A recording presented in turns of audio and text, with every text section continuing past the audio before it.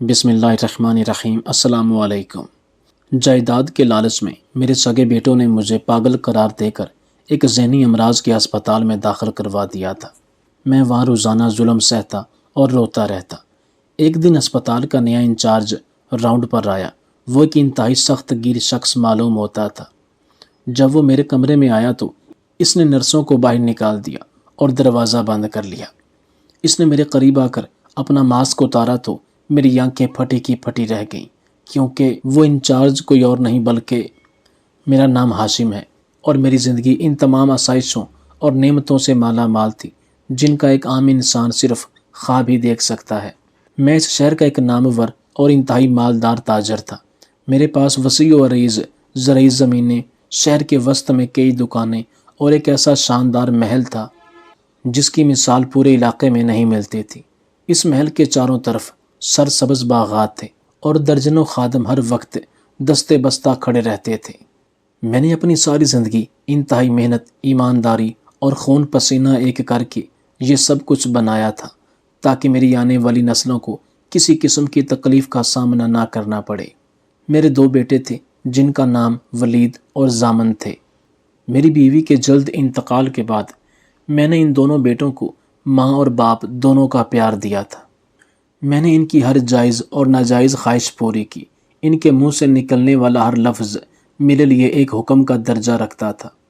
میں نے انہیں قیمتی لباس پہنائے، بہترین سواریاں لے کر دیں اور ان کی ہر فرمائش کو ان کے بولنے سے پہلے پورا کیا۔ میں نے انہیں اعلیٰ تعلیم دلوانے کے لیے بیرون ملک بھیجا تاکہ وہ میرے کاروبار کو مزید وسعت دے سکیں اور میرا نام روشن کر سکیں۔ لیکن مجھے اس بات کا بالکل بھی اندازہ نہیں تھا کہ میری یہی بے تحاشا محبت اور دولت کی ریل پیل ان کے دلوں میں لالچ اور خود غرضی کا ایسا بیج بو رہی ہے جو ایک دن ایک زہریلے درخت کی شکل اختیار کر لے گا، اور اس کا سب سے پہلا نشانہ میں خود بنوں گا۔ ولید اور ضامن جب تعلیم مکمل کر کے واپس آئے تو ان کے تیور بالکل بدلے ہوئے تھے۔ انہیں میری پرانی روایات، میرا کاروبار چلانے کا طریقہ اور میرا لوگوں کے ساتھ ہمدردی کا سلوک بالکل پسند نہیں تھا۔ وہ راتوں رات مزید امیر بننے کے خواب دیکھتے تھے اور اس کے لیے وہ کسی بھی حد تک جانے کو تیار تھے۔ ان کی محفلیں بدل چکی تھیں اور وہ دن رات فضول خرچیوں میں غرق رہتے تھے۔ میں نے کئی بار انہیں پیار اور سختی سے سمجھانے کی کوشش کی کہ ایمانداری کے بغیر کمائی گئی دولت کا کوئی فائدہ نہیں اور خاندانی وقار سب سے بڑھ کر ہوتا ہے، لیکن ان کے کانوں پر جوں تک نہیں رینگتی تھی۔ ان کی نظریں میری اس تمام جائیداد پر تھیں جو میں نے اپنی ساری زندگی کی کڑی مشقت سے بنائی تھی۔ وہ مجھ سے مسلسل تقاضا کرتے تھے کہ میں ساری جائیداد ان کے نام کر دوں تاکہ وہ اسے اپنی مرضی سے بیچ سکیں اور نئے کاروبار میں پیسہ لگا سکیں، لیکن میں جانتا تھا کہ ان کے ارادے ٹھیک نہیں ہیں اور وہ اس ساری دولت کو اپنی بری صحبت اور عیاشیوں میں اڑا دیں گے۔ اس لیے میں نے سختی سے ان کے اس مطالبے سے انکار کر دیا۔ میرا یہ انکار ان کے لیے ایک بہت بڑا دھچکا تھا، اور اسی دن سے انہوں نے میرے خلاف ایک انتہائی گھناؤنی سازش تیار کرنا شروع کر دی۔ وہ سازش اتنی بھیانک تھی کہ کوئی بدترین دشمن بھی کسی کے ساتھ ایسا کرنے کا نہیں سوچ سکتا۔ کجا کہ وہ میرے اپنے سگے بیٹے تھے جنہیں میں نے اپنے ہاتھوں سے پالا تھا۔ ایک رات جب میں اپنے پرتعیش کمرے میں گہری نیند سو رہا تھا تو مجھے اچانک اپنے جسم پر کچھ بھاری پن کا احساس ہوا۔ میں نے گھبرا کر آنکھیں کھولیں تو دیکھا کہ میرے دونوں بیٹے ولید اور ضامن چند اجنبی اور ہٹے کٹے لوگوں کے ساتھ میرے بستر کے گرد کھڑے ہیں۔ ان اجنبیوں کے ہاتھوں میں موٹی رسیاں تھیں۔ اس سے پہلے کہ میں کچھ سمجھ پاتا یا مدد کے لیے کسی کو پکارتا، ان لوگوں نے مجھ پر حملہ کر دیا اور مجھے زبردستی بستر پر دبا لیا۔ ولید نے ایک کپڑا میرے منہ پر رکھ دیا جس میں کوئی انتہائی تیز اور غنودگی طاری کرنے والی دوا ملی ہوئی تھی۔ میں نے اپنی پوری طاقت سے مزاحمت کرنے کی کوشش کی، اپنے ہی بیٹوں کی طرف منت بھری نظروں سے دیکھا کہ شاید ان کے دل میں باپ کے لیے کوئی رحم آ جائے، لیکن ان کی آنکھوں میں صرف جائیداد کی ہوس اور میرے لیے شدید نفرت تھی۔ چند ہی لمحوں میں میرا دماغ سن ہونے لگا، میری مزاحمت دم توڑ گئی اور میری آنکھوں کے سامنے مکمل اندھیرا چھا گیا۔ جب مجھے ہوش آیا تو میں اپنے شاندار محل کے نرم بستر پر نہیں بلکہ ایک انتہائی تاریک، بدبودار اور سیلن زدہ کمرے میں تھا۔ وہ جگہ اتنی خوفناک تھی کہ وہاں کی دیواروں سے بھی وحشت برستی تھی۔ فرش انتہائی ٹھنڈا اور گندا تھا۔ میرے ہاتھ اور پاؤں موٹی لوہے کی زنجیروں سے ایک بھاری اور زنگ آلود پلنگ کے ساتھ بندھے ہوئے تھے۔ مجھے کچھ سمجھ نہیں آ رہا تھا کہ میں کہاں ہوں اور میرے ساتھ کیا ہوا ہے۔ میں نے زور زور سے آوازیں دینا شروع کی اور اپنے بیٹوں کو پکارا۔ کچھ دیر بعد ایک انتہائی سخت گیر اور ظالم چہرے والا شخص اس کمرے میں داخل ہوا، جس نے سفید لباس پہنا ہوا تھا اور اس کے ساتھ 2 اور مضبوط جسم والے خادم تھے۔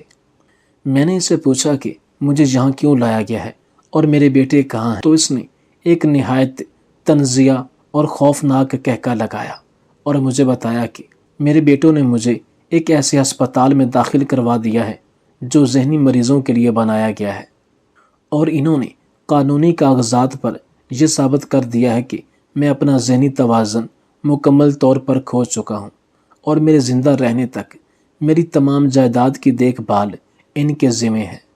یہ سن کر میرے پیروں تلے سے زمین نکل گئی۔ میرا اپنا خون، میرے اپنے بیٹے میرے ساتھ اتنا بڑا دھوکہ کریں گے، یہ میں نے کبھی بھی خواب میں بھی نہیں سوچا تھا۔ میں نے چیخ چیخ کر انہیں بتایا کہ میں بالکل ٹھیک ہوں، میرا دماغ بالکل درست کام کر رہا ہے اور مجھے یہاں سے باہر نکالا جائے۔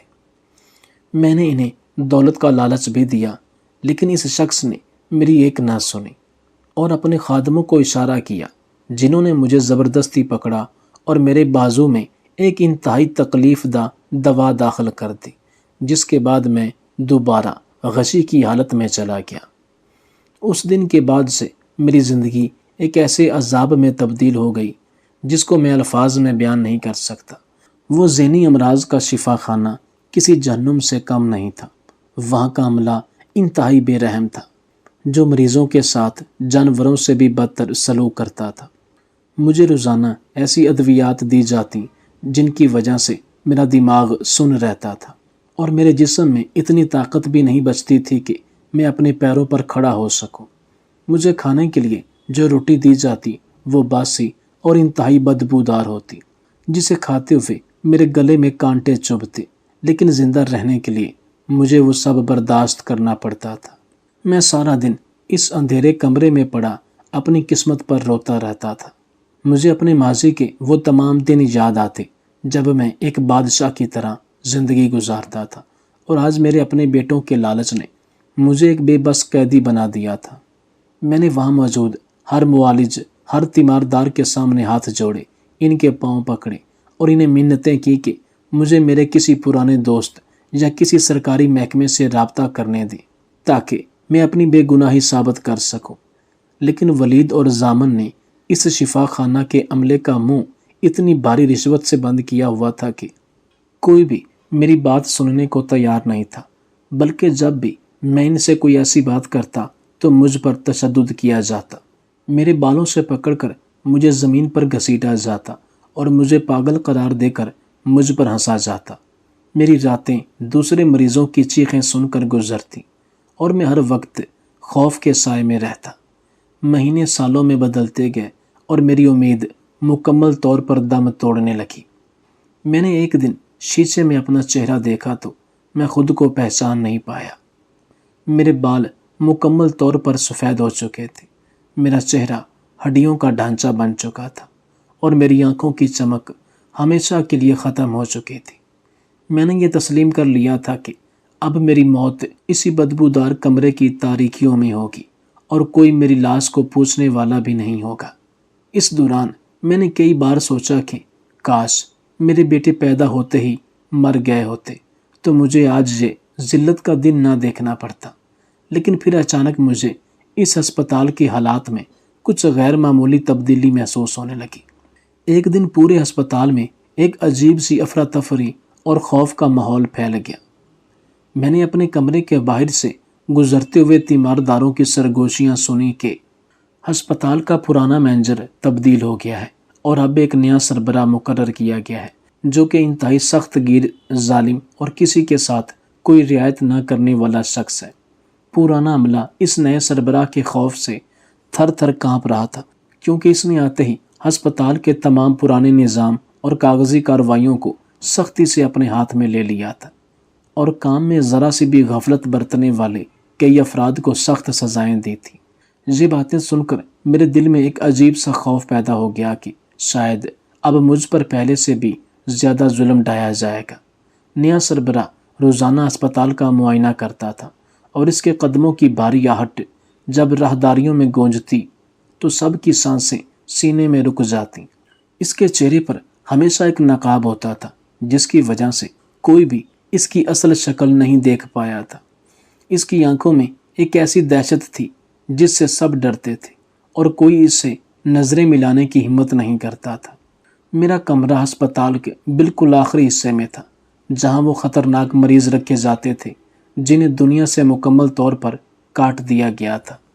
کئی دن بے چینی میں گزرے، اور آخر کار وہ دن آ گیا جب مجھے اس نئے اور سخت گیر سربراہ کے بھاری قدموں کی آہٹ اپنے کمرے کی طرف بڑھتی ہوئی محسوس ہوئی۔ میرا دل خوف سے اتنی تیزی سے دھڑکنے لگا کہ مجھے لگا آج میری زندگی کا آخری دن ہے، اور شاید ولید اور زامن نے اسے مجھے ہمیشہ کے لیے ختم کرنے کا حکم دے دیا ہے۔ میرے کمرے کا بھاری لوہے کا دروازہ ایک زوردار آواز کے ساتھ کھلا، اور وہ نیا سربراہ اندر داخل ہوا۔ اس کے ساتھ 2 خادم بھی تھے جو خوف سے سر جھکائے کھڑے تھے۔ اس شخص نے اپنے چہرے پر وہی سفید نقاب پہنا ہوا تھا، اور اس کی تیز آنکھیں مجھ پر گڑی ہوئی تھیں۔ اس نے کمرے کے چاروں طرف ایک سرسری نگاہ ڈالی، اور پھر ایک انتہائی سرد اور باروب آواز میں اپنے خادموں کو حکم دیا کہ وہ فوراً کمرے سے باہر نکل جائیں، اور اس بات کو یقینی بنائیں کہ کوئی بھی اس کمرے کے قریب تک نہ آئے۔ خادموں نے جلدی سے سر ہلایا اور باہر نکل کر دروازہ مضبوطی سے بند کر دیا۔ اب اس چھوٹے سے تاریک کمرے میں صرف میں تھا، اور وہ خوفناک نقاب پوش میرے ہاتھ پاؤں زنجیروں سے بندھے ہوئے تھے، اور میں بستر کے ایک کونے میں سہم کر دبک گیا تھا۔ وہ آہستہ آہستہ قدم بڑھاتا ہوا میرے بالکل قریب آیا اور میرے بستر کے پاس کھڑا ہو گیا۔ میں نے خوف سے اپنی آنکھیں بند کر لیں اور موت کا انتظار کرنے لگا۔ میں سمجھ رہا تھا کہ اب وہ جیب سے کوئی تیز دھار آلہ یا زہریلی دوا نکالے گا اور میری زندگی کا خاتمہ کر دے گا، لیکن اس نے ایسا کچھ نہیں کیا، بلکہ کچھ دیر تک وہ بالکل خاموشی سے مجھے دیکھتا رہا۔ اس طویل خاموشی نے میرے خوف کو مزید بڑھا دیا۔ پھر مجھے محسوس ہوا کہ وہ اپنے ہاتھوں سے اپنے چہرے کا نقاب ہٹا رہا ہے۔ اس نے نقاب اتارا، اور پھر ایک ایسی آواز میرے کانوں میں پڑی جس نے میرے وجود کو ہلا کر رکھ دیا۔ اس نے انتہائی لرزتی ہوئی اور درد بھری آواز میں مجھے چودھری صاحب کہہ کر پکارا۔ یہ آواز میرے لیے بالکل انجان نہیں تھی، لیکن اس جگہ پر اس آواز کی توقع میں نے کبھی نہیں کی تھی۔ میں نے گھبرا کر اپنی آنکھیں کھولیں، اور جب میری نظر اس شخص کے چہرے پر پڑی تو میری آنکھیں حیرت سے کھلی کی کھلی رہ گئیں۔ میرا دماغ ایک لمحے کے لیے سن ہو گیا، اور مجھے اپنے حواس پر یقین نہیں آ رہا تھا، کیونکہ میرے سامنے کھڑا وہ سخت گیر اور روب والا نیا سربراہ کوئی اجنبی نہیں تھا، اور نہ ہی وہ کوئی ایسا شخص تھا جسے ولید یا زامن نے مجھے مارنے کے لیے بھیجا ہو، بلکہ وہ طارق تھا، میرے گھر کے پرانے اور انتہائی وفادار خادم، رحمت کا اکلوتا بیٹا۔ رحمت نے اپنی ساری زندگی میرے خاندان کی خدمت میں انتہائی دیانتداری سے گزار دی تھی، اور وہ مجھ سے بے پناہ عقیدت اور محبت کرتا تھا۔ جب طارق چھوٹا تھا تو میں نے اس کی بے پناہ ذہانت کو دیکھتے ہوئے اس کی پڑھائی کا سارا خرچ اپنے ذمہ لیا تھا۔ رحمت ایک غریب انسان تھا، اور اس کے پاس اتنے وسائل نہیں تھے کہ وہ اپنے بیٹے کو کسی بڑے تعلیمی ادارے میں تعلیم دلوا سکے۔ میں نے ولید اور زامن کی حاسد نظروں سے بچا کر طارق کو شہر کے سب سے مہنگے اور شاندار تعلیمی ادارے میں داخل کروایا تھا، اور اس کی تمام فیسوں، مہنگی کتابوں اور رہائش کا خرچہ میں برسوں تک خود ادا کرتا رہا۔ طارق نے بھی میری اس مہربانی کا حق ادا کیا، اور دن رات ایک کر کے اپنی بے پناہ محنت سے اعلیٰ ترین نمبر حاصل کر کے ڈاکٹر بننے کی ڈگری حاصل کی تھی۔ جب میں نے طارق کو اس طرح اپنے سامنے ایک بڑے عہدے پر کھڑے دیکھا تو مجھے سمجھ نہیں آیا کہ میں کیا کہوں۔ طارق کی آنکھوں سے زارو قطار آنسو بہہ رہے تھے، اور وہ میرے قدموں میں گر گیا۔ اس نے میرے پاؤں پکڑ لیے اور روتے ہوئے مجھ سے معافی مانگنے لگا کہ اسے مجھ تک پہنچنے اور سچائی کا پتہ لگانے میں اتنی دیر لگ گئی۔ اس نے مجھے بتایا کہ جب میرے بیٹوں نے مجھ پر اچانک غائب ہونے اور ذہنی توازن کھونے کا جھوٹا الزام لگا کر جائیداد پر قبضہ کیا تو اس کے والد رحمت کو ان کی باتوں پر بہت شک ہوا۔ رحمت نے اپنی جان خطرے میں ڈال کر چھپ کر ولید اور زامن کی باتیں سنی اور اسے معلوم ہو گیا کہ انہوں نے مجھے اس خوفناک اسپتال میں قید کر رکھا ہے۔ رحمت نے یہ ساری بات فوراً طارق کو بتائی، جو اس وقت تک ایک نہایت قابل اور مشہور ڈاکٹر بن چکا تھا۔ طارق نے اسی دن مجھے بچانے کی قسم کھائی، لیکن وہ جانتا تھا کہ ولید اور زامن نے اس اسپتال کے بدعنوان عملے کو خرید رکھا ہے، اور اگر وہ سیدھے طریقے سے مجھ تک پہنچنے کی کوشش کرے گا تو وہ لوگ اسے کبھی کامیاب نہیں ہونے دیں گے۔ اس لیے طارق نے ایک نہایت ہوشیار منصوبہ بنایا۔ اس نے اپنے تمام وسائل اور اعلیٰ حکام سے رابطے استعمال کرتے ہوئے اپنی تعیناتی اسی اسپتال میں بطور نیا سربراہ کروائی، تاکہ وہ اندر کی حالات کو مکمل طور پر اپنے قابو میں کر سکے اور قانونی طریقے سے میری بے گناہی ثابت کر سکے۔ اس نے آتے ہی سب سے پہلے پرانے اور بدعنوان عملے پر اپنا رعب جمایا تاکہ کوئی اس کے کام میں مداخلت نہ کر سکے۔ طارق نے روتے ہوئے میری بھاری زنجیریں کھولنا شروع کی اور مجھے دلاسا دیا کہ اب میرے دکھوں اور اذیتوں کے دن ہمیشہ کے لیے ختم ہو چکے ہیں۔ اس نے جیب سے کچھ دستاویزی ثبوت اور دوسرے ماہر ڈاکٹروں کی وہ حتمی رپورٹیں نکالیں جو ثابت کرتی تھی کہ میں بالکل صحت مند ہوں اور مجھے زبردستی پاگل خانے میں قید رکھا گیا ہے۔ اس نے مجھے بتایا کہ باہر قانون کے محافظوں کی ایک بڑی تعداد موجود ہے جو صرف اس کے اشارے کا انتظار کر رہے ہیں، اور اس نے میرے بیٹوں کی تمام گھناؤنی سازشوں کے پکے ثبوت اکٹھے کر لیے تھے، جن کی بنا پر ولید اور زامن کو ان کے کیے کی کڑی سے کڑی سزا ملے گی۔ طارق کی یہ باتیں سن کر میرے دل پر رکھا ہوا وہ بھاری بوجھ ایک دم سے ہلکا ہو گیا جو میں کئی سالوں سے اٹھائے ہوئے تھا۔ میری آنکھوں سے خوشی کے آنسو بہنے لگے اور میں نے آگے بڑھ کر اس خادم کے بیٹے کو اپنے گلے سے لگا لیا جسے میں نے کبھی اپنے بیٹوں سے چھپا کر پڑھایا تھا۔ آج میرے اپنے سگے خون نے جائیداد کی ہوس میں مجھے تاریکیوں اور ذلت میں دھکیل دیا تھا، لیکن ایک خادم کے خون نے میری اس چھوٹی سی نیکی کا صلہ مجھے زندگی اور آزادی کی شکل میں لوٹا دیا تھا۔ طارق نے مجھے سہارا دے کر اٹھایا اور میں نے کئی سالوں بعد کھلی اور صاف ہوا میں سانس لینے کے لیے اس تاریک کمرے کے دروازے سے باہر قدم رکھا تھا، جہاں اب تاریکی کی بجائے روشنی اور انصاف میرا انتظار کر رہے تھے۔